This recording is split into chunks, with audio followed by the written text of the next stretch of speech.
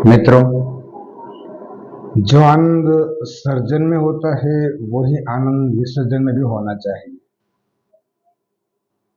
Surgeon और विसर्जन दोनों प्रक्रिया साथ में ही चलती है। अगर हमने सर्जन में परिपूर्ण रूपेण जो आनंद लिया है तो विसर्जन में भी उतना ही आनंद हमें मिलना ही चाहिए। या तो हम सर्जन में हिचकिचाते मन से हुए कुछ करते हैं तो विसर्जन में भी ऐसा ही होगा। क्योंकि सर्जन और विसर्जन दो प्रक्रिया अलग दिखती है लेकिन है तो एक ही रस्सी की दो छोर। अगर सर्जन की छोर पकड़ी है तो विसर्जन पीछे पीछे आएगा ही।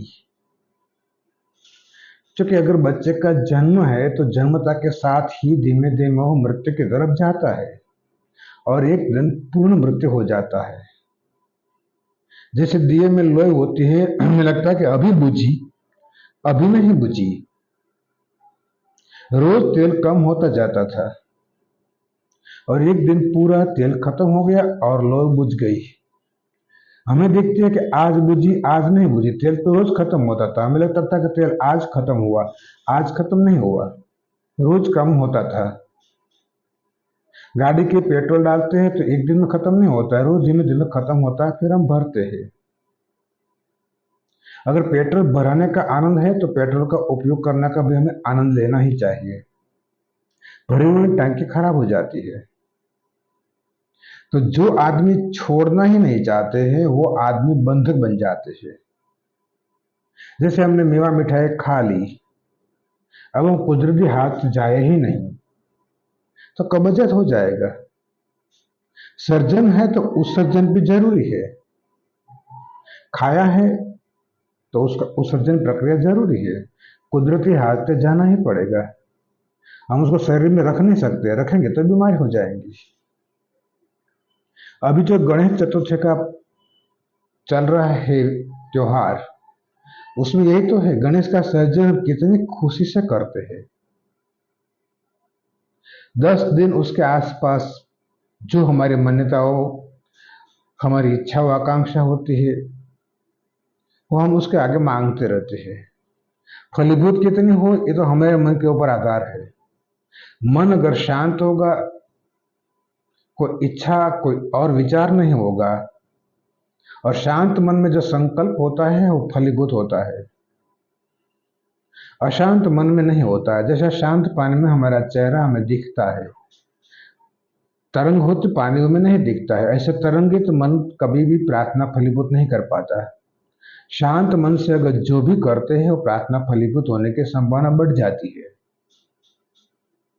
10 दिन तक हम गणेश के आसपास भाव से जुड़ते हैं और 10वें दिन हम गणेश को विसर्जन करते हैं। जितना सर्जन में हमने आनंद लिया था उनसे भी ज्यादा हम विसर्जन में आनंद लेते हैं। ये तो बड़ी अद्भुत घटना है। ऐसे भी देखो तो गण मानी इंद्रिया, इंद्रिया के जो स्वामी है वो गणेश है। इंद्रियों के स्वामी के साथ अगर हम जुड़ जाए तो हम इंद्रियों के मालिक हो जाते हैं। फिर मन बुद्धि इंद्रिया हमें भटका नहीं सकती। हमें भटकाते इसलिए क्योंकि हम गण के मालिक नहीं हैं। हम स्वयं गणेश बनना नहीं चाहते हैं। प्रतिमा लाएंगे, रख देंगे, याचना करेंगे, कुछ अपेक्षा रखेंगे, कुछ चाहेंगे, लेकिन न्योछावर नहीं करेंगे अपना अहंकार को, चलो हम ही विसर्जित हो जाते हैं गणेश में। या तो हम ही इंद्रियों के मालिक बन जाते हैं, जो गण है उसका मालिक हो जाए, गणेश हो जाए, ये हम नहीं कर पाते। तो हम ठीक है, जो भी अपने अपने श्रद्धा है करो, लेकिन जब करना ही है तो पूरा मन से करो, आधा आधा मत करो। हम सिर्फ बाह्य उपचार कर लेते हैं, भीतरी ऐसा ही है। जैसे मेरे शरीर में कोई ज्वर है, कोई ताव है, कोई बीमारी है, कोई बुखार है, अब बाहर में उसको इलाज कर रहा हूं, भीतर दवाई नहीं लेना है, न इंजेक्शन लेना है। बाहर से पोता लगवा रहा हूं, हाथ फिर को दबवा रहा हूं, कुछ और भी इलाज कर रहा हूं, लेकिन भीतर बैठे इनसे मिटते नहीं। बीमारी जहां होती है वहां ही उसका इलाज होना चाहिए। अगर मेरे दाएं पैर में बीमारी है और बाएं पैर में इलाज करूंगा तो दाएं पैर की बीमारी कभी मिटेगी नहीं। ये तो सीधी सी बात है। लेकिन हम करते यही वही, जो बीमारी जहां है वहां उसका इलाज नहीं करते, और जहां बीमारी नहीं है वहां इलाज कर लेते हैं। इसलिए हम दुखी रहते हैं, क्योंकि दर्द तो मिटता नहीं है ना। जहां बीमारी नहीं है वहां इलाज करते हैं तो वहां भी दर्द बढ़ जाता है। फिर दोनों पैर हमें दुखी करते हैं। इसलिए तो चारों तरफ आदमी आज दुखी नजर आते हैं। तो सृजन का आनंद अगर हम नहीं ले पाते हैं तो विसर्जन का आनंद नहीं ले पाते हैं। और गणेश यही सिखलाते हैं कि 10 दिन साथ में रहो, गणेश चतुर्थी से लेकर आनंद चौदस तक, और अंत में विसर्जन करो।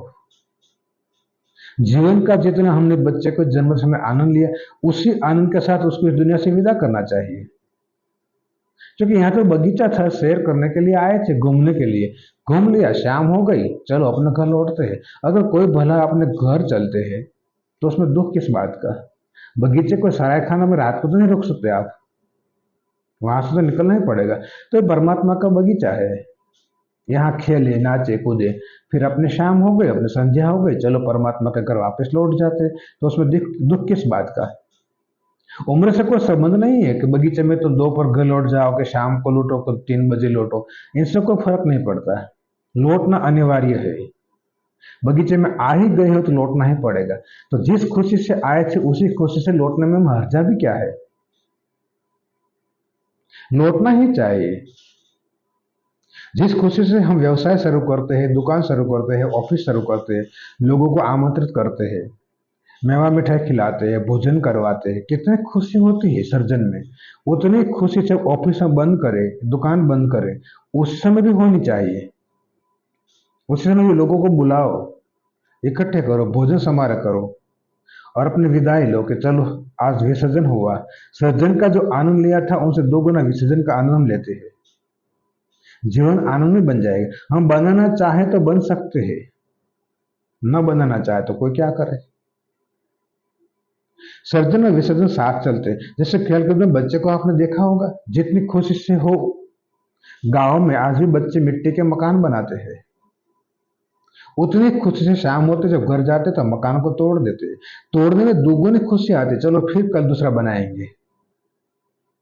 यही तो जीवन का राज है। सर्जन में जो आनंद है वही आनंद अगर हम विसर्जन में नहीं ले पाते तो जीवन को हम चूक जाते हैं।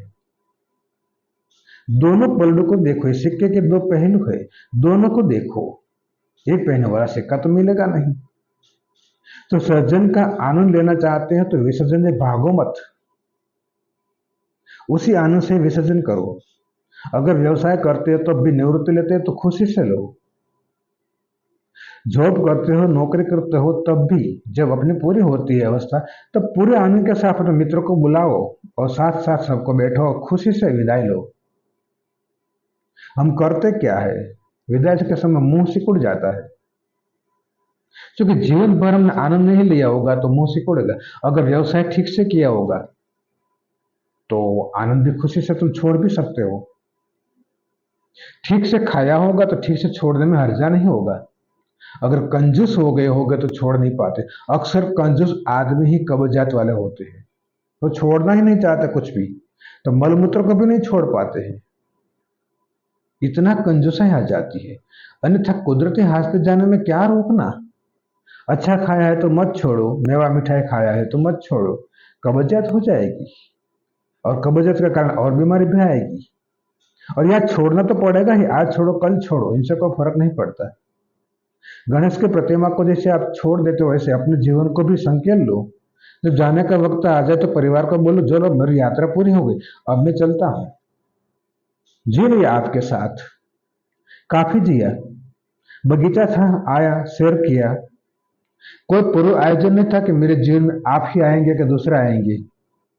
कोई तय नहीं था कि कौन पत्नी आएगी, कौन बच्चा आएगा, कौन पिता होगा, कौन माता होगी, कोई पता नहीं था। अज्ञात में मिले, अज्ञात में जिए, अज्ञात में फिर वापस लौट गए परमात्मा के घर। क्या दुख मनाना है, क्या सुख मनाना है। अक्सर हमारी आकांक्षा ही हमें भयभीत करती है। हमें जो कूड़े कचरे इकट्ठे किए वो छूट न जाए, इसलिए हम भयभीत है। और छोड़ना तो पड़ेगा, यहां से ले जाने का तो कोई उपाय नहीं है। मानते हैं हमारा है, तुम्हारा हुआ कब था? पहले भी काफी लोगों ने माना था हमारा था, बाद में काफी लोग मानेंगे हमारा था, किसी का नहीं हो। क्योंकि पृथ्वी का छोटा सा हम हिस्सा है, प्रकृति का छोटा सा हम हिस्सा है। एक पत्ती चाहे कि पूरे वृक्ष पर मैं कब्जा कर लो, मालिक बन जाओ, ये पत्ती के बस की बात नहीं है। क्योंकि उसके पहले काफी पत्ती आई, गिर गई, ये भी आएगी, ये भी गिर जाएगी, फिर दूसरी आ जाएगी। वो भी मानेंगे कि मैं वृक्ष पर कब्जा कर लूंगी। कभी किसी का कब्जा वृक्ष पर पत्ती के द्वारा तो नहीं हो पाया है। तो मनुष्य कैसे समष्टि को अपना आधिपत्य जमा सकते हैं? अपने मन पर नहीं जमा सकते तो समष्टि पर खाक जमाएगा। जिन्होंने मन पर आधिपत्य जमा लिया वही खुशी से सर्जन करते हैं और वही खुशी से विदा भी होते हैं, विसर्जन भी करते हैं। जीवन मित्र हमारा है, किस तरफ ले जाना है हमें तय करना है। आशा रखता हूं कि आप भी अपने जीवन को ऊर्ध्वगामी बनाए और जाते समय कोई खेद न हो, बड़ी खुशी के साथ परिवार को बोलो कि मेरे जाने का वक्त आ गया है। कोई अगर मुझसे त्रुटि रह गई हो तो क्षमा कर देना। खुशी थी आप लोगों के साथ रहने में, बड़ा आनंद पाया आप लोगों के साथ। अब जरा परमात्मा के पास भी जाने दो, वहां भी आनंद से रहूंगा। जहां भी जाऊंगा वहां आनंद से ही रहूंगा। स्वर्ग में जाऊंगा तो वहां भी मैं वैकुंठ बना दूंगा, और नरक में जाऊंगा तो वहां भी मैं वैकुंठ बना दूंगा। नरक को नरक में नहीं रहने दूंगा। ऐसा जीऊंगा कि मेरे आसपास रहने वाले लोग भी खुश हो जाएंगे। ठीक, आप ठीक जगह पर आए, ठीक समय पर आए। आपकी तो उम्मीद थी, काफी दिनों से हम नरक में परेशान थे, आपकी प्रतीक्षा में बैठे थे। ऐसा आपका जीवन होना चाहिए। यहां से विदा हो तो यहाँ के लोगों को लगे कि एक अच्छे व्यक्ति को खोया है। लेकिन आप खुद दुखी मत होना कि मेरे को जाना है। प्रसन्नता के साथ जाओ कि जहां जाऊंगा बस फूलों की तरह अपने फौर में फैलाऊंगा। फूल कहीं भी जाते हैं, शराब खाने में जाए, मई खाने में जाए, स्मशान में जाए, कि किसी के मंदिर मस्जिदों में चले जाए, फूल अपने फॉर्म सदैव वही के वही फैलाते रहते हैं। ऐसे ही जो जिसका जीवन से पावन हो जाता है वो कहीं भी जाएगा, दुख और खेद से भरा हुआ नहीं होगा, आनंद से परमात्मा के प्रसाद से भरा होगा। आपका जीवन पे ऐसा हो, आनंद से भरो, सर्जन करो, विसर्जन करो, दोनों खुशी के साथ करो। एक ही सिक्के के दो पहलू हैं, एक ही रस्सी के दो छोर है। खुशी से जियो, खुशी से आनंद से विदा लो। यही अपेक्षा के साथ आपसे विदा लेता हूं।